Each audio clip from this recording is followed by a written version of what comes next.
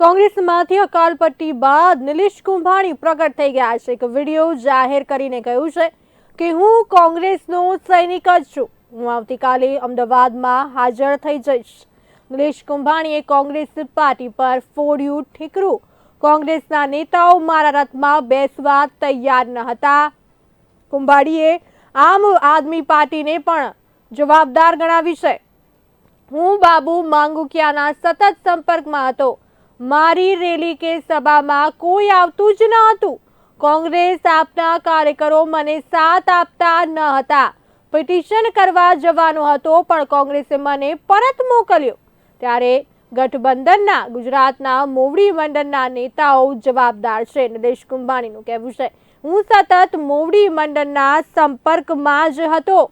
નિલેશ કુંભાણીએ શક્તિસિંહ ગોહિલ પર પણ ઠીકરું ફોડ્યું છે. મારો વિરોધ કરનારાઓ ભાજપ સાથે જોડાયેલા છે.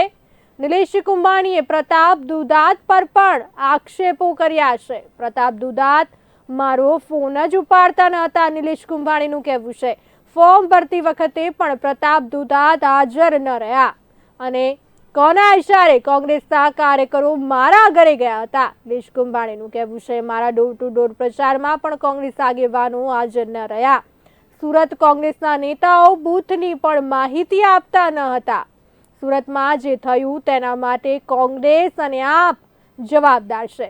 આપના નેતાઓ મારા પ્રચારમાં આવે તો કોંગ્રેસને ન હતું ગમતું. કોંગ્રેસે મને એકલો છોડી દીધો છે. નમસ્કાર, હું નિલેશ કુંભાણી મોવડી મંડળના કોન્ટેક્ટમાં જ હતો. બાબુભાઈ માંગુકિયા સાથે મારો વાત થઈ હતી. આવતીકાલે સવારે હું અમદાવાદ આવવા નીકળીશ. મારા પરિવાર, સગા સંબંધી મિત્રોને મેં કીધું હતું કે કોંગ્રેસ પાર્ટી આપણી સાથે છે, આપણે કાંઈ ડરવાની જરૂર નથી.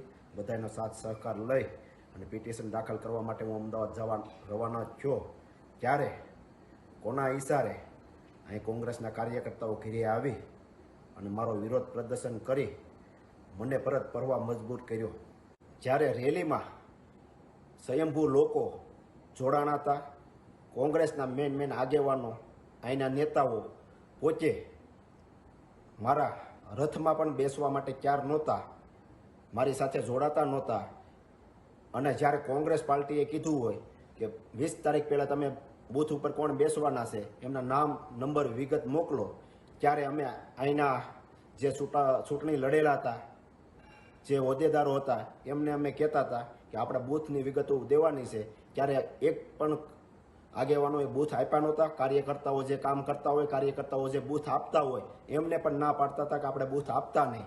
અને પબ્લિક પણ જાણે છે કે આમાં જે અત્યારે વિરોધ કરે છે એ પહેલાં ભાજપ સાથે બેસી ગયા હતા અને એક પણ અમારી સભાઓમાં કે અમારી સાથે ડોર ટુ ડોર એમાં એક પણ અહીંના આગેવાનો આવ્યા નહોતા.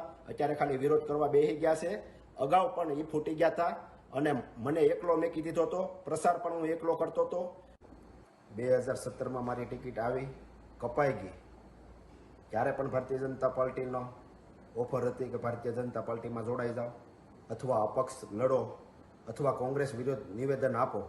તોય પણ મેં કોંગ્રેસ પાર્ટીને કાંઈ નુકસાની જાય એવું એક પણ નિવેદન આપ્યું નહોતું. ગઈ વિધાનસભામાં ભારતીય જનતા પાર્ટી દ્વારા એવી ઓફરો આવતી હતી કે તમે પ્રસાર ધીમો કરો, કાર્યાલય બંધ કરી ગયો, ડોર ટુ ડોર જવાનું બંધ કરો, સભાઓ ઓછી લ્યો.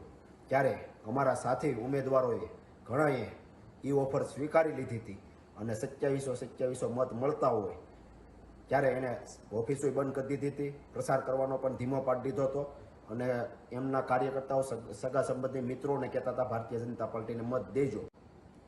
પરેશભાઈ ધાનાણી જ્યારે પહેલી સભા લેવા સુરત મોટા વરાસા આવ્યા ત્યારે કોંગ્રેસના આગેવાનો દ્વારા કોંગ્રેસનું ટેજ ટૂંકું પડતું હતું. તે પહેલાં 1-2 કોંગ્રેસના આગેવાનોને ફોડી નાખવામાં આવ્યા હતા કે કોંગ્રેસને સભાઓમાં કે ટેજમાં કે રેલીમાં નહીં જવાનું. ત્યારબાદની બીજી સભાઓમાં તમે જુઓ તો કોંગ્રેસના એક પણ આગેવાન કે એક પણ અહીંના ગણા ગાંઠા નેતાઓ મારા ટેજ ઉપર કે મારા ડોર ટુ ડોર કે મારા સભામાં નહોતા આવતા, સિવાય કે 1-2 આગેવાનો.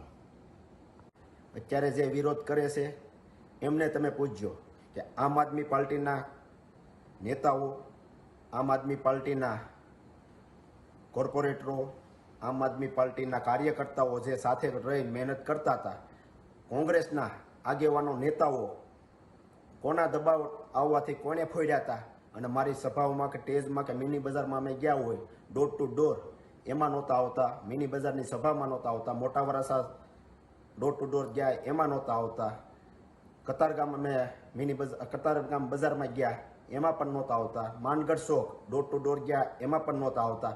અત્યારે જે વિરોધ કરે છે આમ આદમી પાર્ટીના નેતાઓને અમે સ્ટેજ ઉપર બોલાવી અને પ્રસાર કરતા હતા, સભાઓ લેતા હતા, ત્યારે કોંગ્રેસના આગેવાનો વિરોધ કરતા કે આમ આદમી પાર્ટીને તમે કેમ સાથે રાખો છો. ત્યારે હું કહેતો આપણે ઇન્ડિયા ગઠબંધન છે એટલા માટે આપણે આમ આદમી પાર્ટીના નેતાઓને સાથે રાખવા પડે, આમ આદમી પાર્ટીના કોર્પોરેટરોને સાથે રાખવા પડે, એમને મત મળ્યા છે એ આપણો પ્રસાર કરે છે તો આપણે એમને સાથે રાખવા પડે. તો ક્યારેક કોંગ્રેસના અહીંના ગણી ગાંઠે નેતાઓ એમનો વિરોધ કરતા હતા કે એમને સાથે રાખવામાં એ તમને હું જીતાડી દેવાના છે.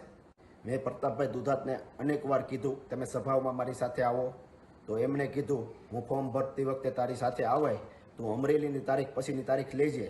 ત્યારબાદ પ્રતાપભાઈ દુધાતને પૂછી અને પછીની મેં તારીખ લીધી ત્યારે મારો ફોન નહોતા ઉસકાવતા.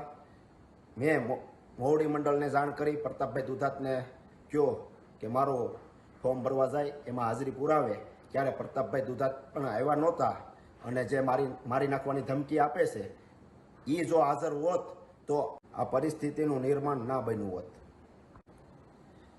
હું ચૂંટણી જીત્યો કે હાર્યો, વરાસા રોડમાં કોંગ્રેસની કાર્યાલય સતત ખુલ્લી રાખી, કોંગ્રેસને જીવતી રાખવામાં વરાસા વિસ્તારમાં મારી કાર્યાલય સતત ખુલ્લી હતી અને ખુલ્લી રાખી હતી.